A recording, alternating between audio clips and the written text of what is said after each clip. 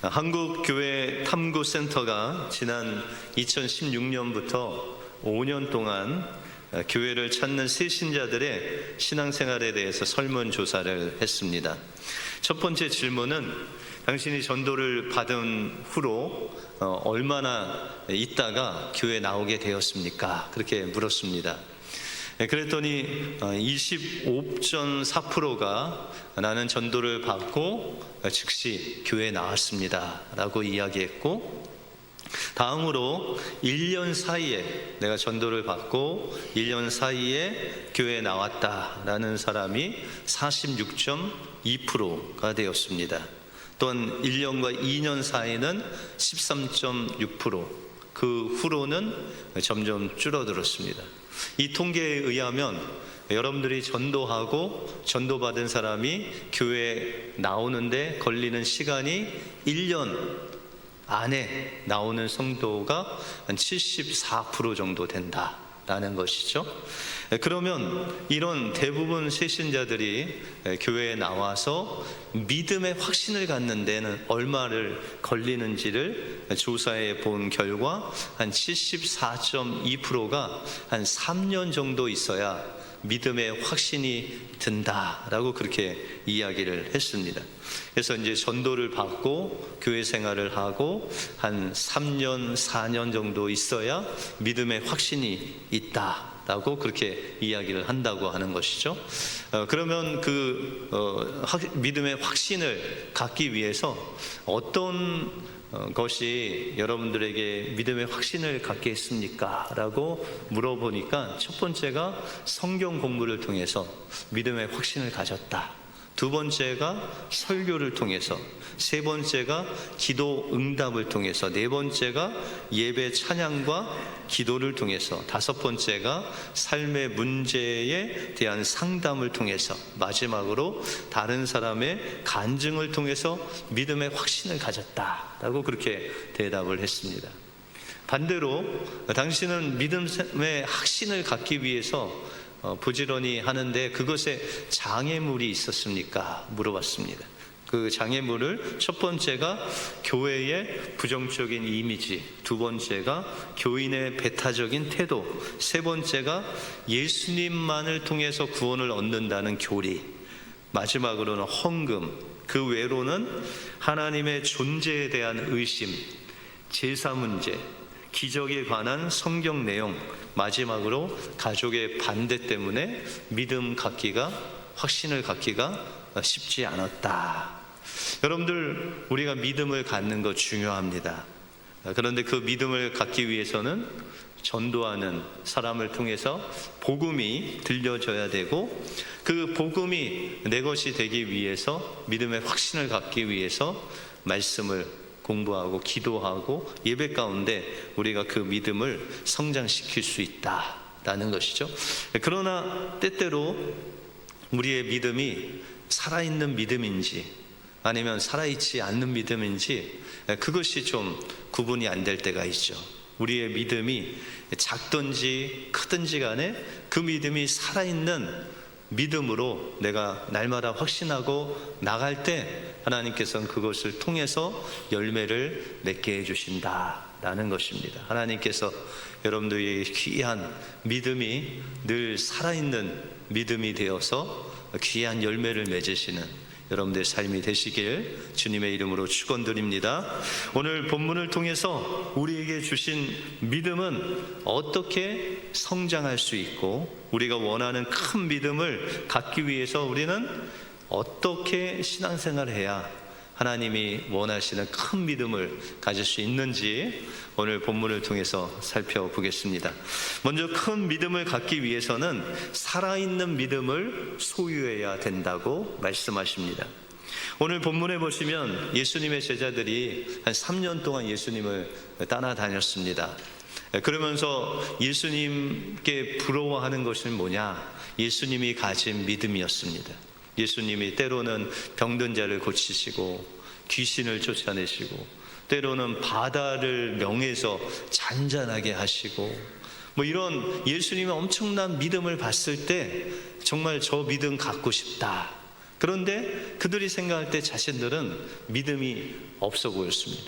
귀신한테 명해도 나가지 않고, 병을 고치려고 손을 얹어도 병 고치는 일들이 안 생기고, 그래서 오늘 본문에 보시면 이 제자들이 예수님께 큰 믿음을 좀 달라고 요청하는 모습이 나옵니다. 여러분들 5절에 보시면 사도들이 주께 여짜오되 우리에게 믿음을 더하소서라고 그렇게 말하고 있습니다. 쉽게 이야기하자면, 주님, 저희에게도 예수님과 같은 그 큰 믿음을 좀 주십시오라고 그렇게 말하고 있는 것이죠. 근데 예수님께서 그들에게 큰 믿음을 가지려면 너희가 이렇게 해야 된다라고 지금 말씀하고 있는 것입니다. 6절에 보시면 주께서 이르시되 너희에게 겨자씨 하나일 만한 믿음이 있었더라면 이라고 말하고 있습니다. 여러분들, 이 말씀은 제자들에게 겨자씨만한 믿음이 있다는 거예요, 없다는 거예요? 있다는 거예요, 없다는 거예요? 네, 없다는 거죠. 그렇죠? 너희가 큰 믿음을 갖기를 원하는데 너희에게 먼저 필요한 것은 무엇이라고요? 겨자씨만한 믿음이 있어야 된다. 근데 예수님께서 이 제자들이 3년 동안 예수님을 따라다녔는데 겨자씨만한 믿음이 없다. 이게 조금 모순된 생각 같은데, 여러분들, 예수님은 왜 그 많은 씨 중에 겨자씨를 이야기할까요? 이 겨자씨는 그 당시 이스라엘 가운데 가장 씨가 작은 그런 씨를 가리켜 겨자씨라고 말씀하고 있습니다. 그런데 예수님께서 이 겨자씨만한 믿음을 이야기하는 것은, 여러분들 어떻게 씨 심어서 뭐 이렇게 줄기가 나오고 열매를 맺은 적 있으세요? 네, 저희도 예전에 뭐 토마토도 심고 베이즐도 심고 해서 싹이 나서 이렇게 보면, 여러분들 씨를 딱 심으면은 바로 싹이 나오죠. 네, 그런 거는 별로 없죠. 근데 그 씨를 심고 물도 주고 햇볕도 가고 뭐 이러면서 어느 순간에 싹이 나옵니다. 그 어느 순간에 줄기가 막 자라요. 그럼 뭐예요? 그 씨가 살았다는 거예요? 죽었다는 거예요? 네, 살았다는 거죠. 바로 이 겨자씨 비유를 말씀하시는 거는, 예수님께서 너희 믿음이 작든지 크든지 그게 중요한 것이 아니라 너희 믿음에 생명이 있어야 된다라는 거예요. 다시 말해서 너의 믿음이 죽은 믿음이 아니라 살아있는 믿음이 있으면 그것이 바로 큰 믿음이다 라고 그렇게 말씀하고 있다라는 것이죠. 그러면 교회 안에 다니는 우리에게 살아있는 믿음이, 어떤 사람은 살아있는 믿음이 있고 어떤 사람은 죽은 믿음이 있을까요? 여러분들, 우리 은혜교회 성도님들 다 살아있는 믿음을 가지신 분들이죠. 예. 아멘이 적은데요. 다시 한번 아멘이세요? 예. 다 살아있는 믿음을 갖고 계신데 저쪽에 계신 이제 다른 교회를 보니까는 좀 살아있는 믿음이 없는 분들이 있다고 성경에 쓰여져 있어요. 그 교회가 어디 교회예요? 라오디게아 교회. 그래서 요한계시록 3장 20절에 보니까 볼지어다 내가 문 밖에 서서 두드리노니 누구든지 내 음성을 듣고 문을 열면 내가 그에게로 들어와 그와 더불어 먹고 그는 나로 더불어 먹으리라. 다시 말해서 라오디게아 교회는 예수님이 그 안에 계신 거예요? 밖에 계신 거예요? 그러면 라오디게아 교회는 예배당이 교회예요? 성도 한 분 한 분이 교회예요? 예. 혹시나 말하면 본전도 못 찾을까봐 그렇게 침묵을 하고 계시는데, 여러분들, 그 성도 한 분 한 분이 모여서 교회잖아요. 그죠? 예수님이 문 밖에 서 계신다는 것은 우리 예배당 밖에 서 계셨다는 그런 의미가 아니라 그 한 성도 한 성도의 마음 속에 들어가고 싶은데 들어가지 못하고 밖에서 그 마음의 문을 두드리고 계셨다라는 것이죠. 그러므로 이 라오디게아 성도들의 마음에는 누가 안 계셨어요? 예수님이 안 계셨다. 그러면 그것은 무슨 믿음이에요? 살아있는 믿음이에요? 죽은 믿음이에요? 네, 죽은 믿음이다. 그래서 예수님께서 제자들에게 말씀하시는데, 이 제자들도 이 살아있는 겨자씨만한 살아있는 믿음이 있다 없다? 아직 없다라고 그렇게 말씀하고 있습니다. 그래서 그들에게 만약에 너희가 이 겨자씨만한 살아있는 믿음이 있으면 그 믿음의 다음 단계는 어떻다? 오늘 6절 중반부에 말씀하십니다. 이 뽕나무더러 뿌리가 뽑혀 바다에 심기어라 하였을 것이요 그것이 너희에게 순종하였을 것이다. 그렇게 말씀하고 있습니다. 하나님께서 우리에게 주신 믿음이 있는데 그 믿음을 갖고 있으면 주님이 우리에게 가끔 명령하신다는 거예요. 어떤 명령? 여기 오늘 보니까 이 뽕나무더러 뿌리가 뽑혀서 바다에 심기어라 라고 그렇게 명령하라는 거예요. 여러분들 뽕나무 보셨어요? 뽕나무 하면 누가 생각나요? 삭개오가 생각나죠? 근데 이 뽕나무의 특징은 뭐냐면 뿌리가 많고 깊다는 거예요. 그러니까 어느 나무보다도 뿌리가 많고 깊어서 그 나무를 뽑기가 힘들다는 거예요. 그래서 오늘 본문에 보시면 뽕나무더러 뿌리가 뽑혀 라고 했을 때 그 뿌리 뽑기가 참 힘들다라는 것이죠. 우리 인간의 힘으로는 불가능하다. 그런데 그거를 바닷속에 또 심는 거는 얼마나 어려워요. 어려운 게 아니라 불가능하잖아요. 그렇죠? 그래서 살아있는 믿음을 갖고 있으면 하나님께서 명령을 하시는데 이런 인간이 볼 때 불가능한 것을 하라고 하신다는 거예요. 그러면 우리가 죽은 믿음은 어떻게 해요? 에이, 예수님, 뽕나무를 어떻게 뽑아요? 저거 기계 갖고 와서 뽑아도 뽑힐까 말까 하는데 에이, 안 돼요. 이건 무슨 믿음이에요? 죽은 믿음이래요. 근데 살아있는 믿음이 있으면 주님이 명령하시면 어떻게 해야 돼요? 뽕나무를 향해서 이 뽕나무야 뿌리가 뽑힐지어다 바다에 심기울지어다 하라는 거예요. 예, 아멘 나왔습니다. 예. 우리의 생각으로는 불가능해요. 그런데 살아있는 믿음을 가진 종은 어떻게 한다고요? 주인이 시키면 그냥 한다는 거예요. 그게 내 생각에 맞던 안 맞던 불가능하든 가능하든 그냥 그대로 하는 것이 바로 큰 믿음을 가진 종의 모습이다 라고 그렇게 말씀하고 있습니다. 선교사 중에 선교사라고 할 수 있는 리빙스톤이라는 선교사님이 계십니다. 근데 그는 평생 아프리카에서 자신의 일생을 바쳐서 그 아프리카를 섬겼던 그런 선교사입니다. 그가 선교를 다 마친 후에 말년에 돌아왔는데 사람들이 그 이름을 높이는 거예요. 우리 리빙스톤 선교사님 평생을 아프리카에 바쳐서 선교하시느라고 정말 고생이 많았다고 하면서 이 사람을 높이는 그들을 향해서 이 리빙스톤 선교사님이 이야기하는 겁니다. 많은 사람들이 내가 주님을 위해서 일생을 바쳐서 아프리카에 가서 일한 것을 두고 희생했다느니 수고하고 애썼다느니 하는 말을 하는데 저는 그런 일을 한 적이 없습니다. 저는 다만 주님으로부터 받은 그 되갚을 수 없는 빚을 조금이나마 갚기 위해서 힘썼을 뿐입니다.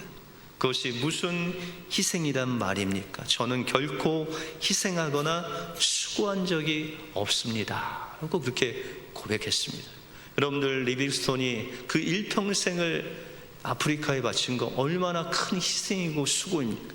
그런데 그분은 고백하기를 내가 그렇게 한 것은 주님께서 나를 살리시기 위해서 그 십자가의 죽음을 통해서 나를 살리신 그 주님의 은혜를 생각할 때 그 은혜를 조금이나마 내가 갚을 수 있다면 갚기 위해서 그냥 힘썼을 뿐 희생이나 나의 모든 것을 바쳤다고 생각하지 않는다. 그렇게 고백을 했다라는 것입니다.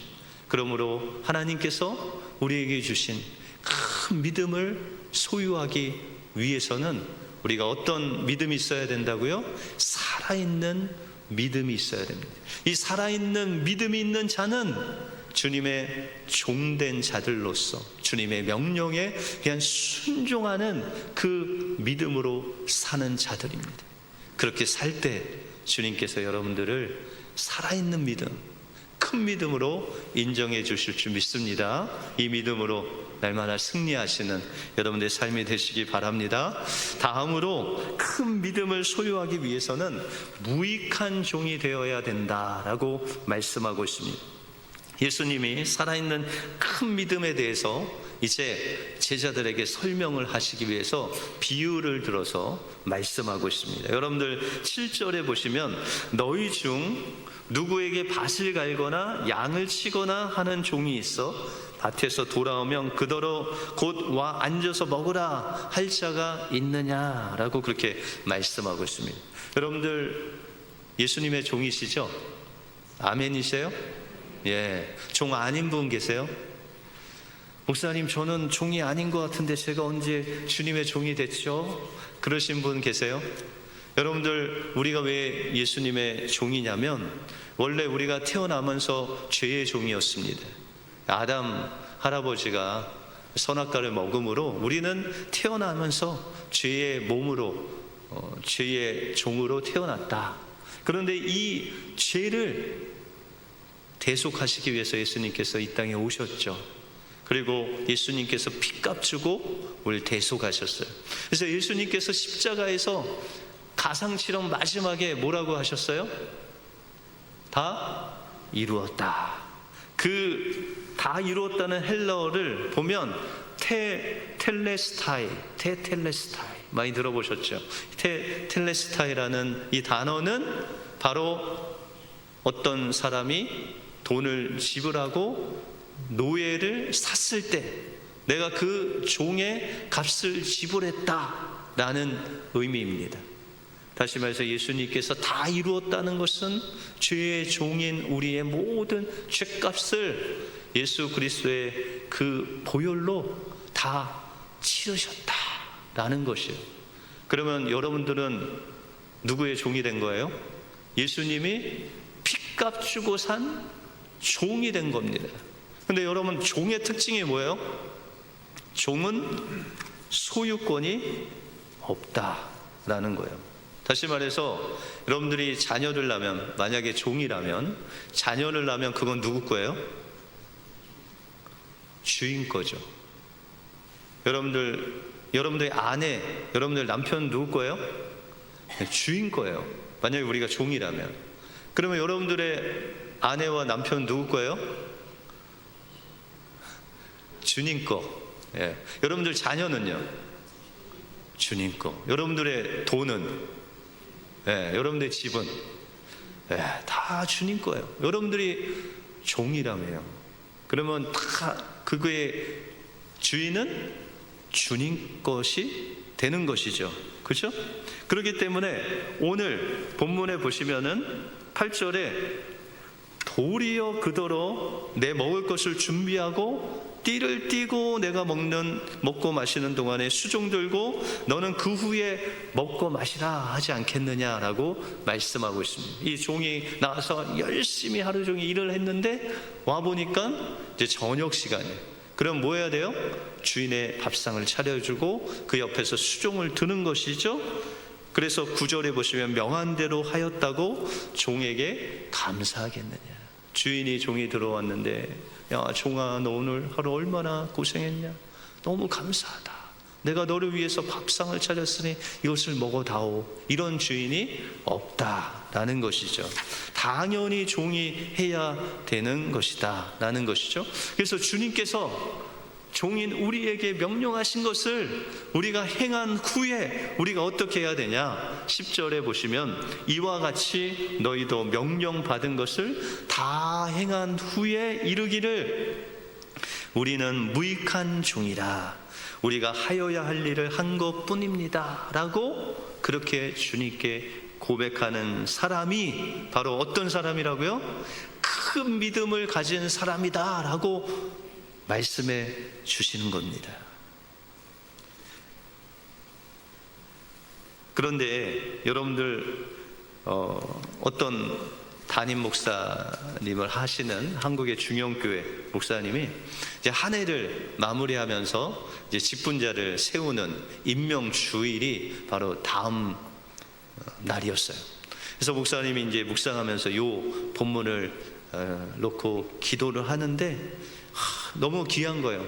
구역장, 선교회 임원, 부서장, 위원장, 교구장, 또한 구역원, 선교 회원, 이 한 분 한 분이 하나님의 일을 1년 동안 잘 열심히 하신 것에 감사하면서 이제 설교를 준비하는데 하나님이 마음속에 이런 질문을 하셨대요.